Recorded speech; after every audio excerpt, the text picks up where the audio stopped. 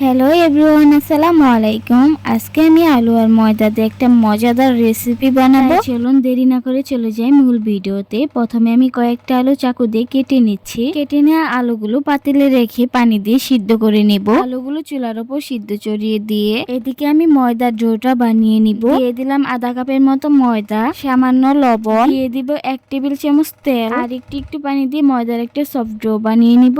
ময়দার এই ডোটা 10 মিনিট রেস্টে রেখে আলুগুলো ছুলিয়ে আমি ভর্তা বানিয়ে নিব। আগে থেকে আমি তেলে পেঁয়াজ মরিচ ভেজে নিয়েছি। আমি আলু ভর্তাতে শুকনো মরিচ ব্যবহার করেছি, আপনারা চাইলে কাঁচা মরিচও দিতে পারেন। পেঁয়াজ মরিচ লবণ আলু মাখিয়ে আমি কিন্তু ভর্তা করে নিতেছি।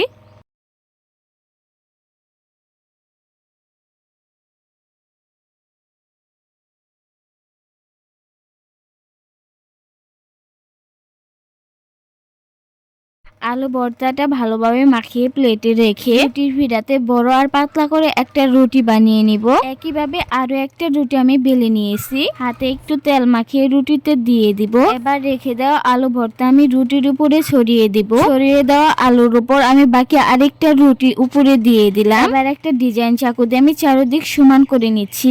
আপনারা চাইলে যে কোনো সাধারণ চাকু দিয়েই কাটতে পারেন। ভিডিওতে যেভাবে রুটি কাটা দেখতেই পাচ্ছেন, ঠিক সেভাবেই আপনারা চারিপাশে রুটি কেটে নেবেন। এই ময়দা আলুর চিকুনি পিঠা কিন্তু একদম পারফেক্ট হয়েছে। এবার এই ময়দার পিঠাগুলো আমি প্লেটে সাজিয়ে নিচ্ছি। প্লেটে রেখে চুলায় তেল গরম করে একে একে সবগুলো পিঠা ভেজে নিব।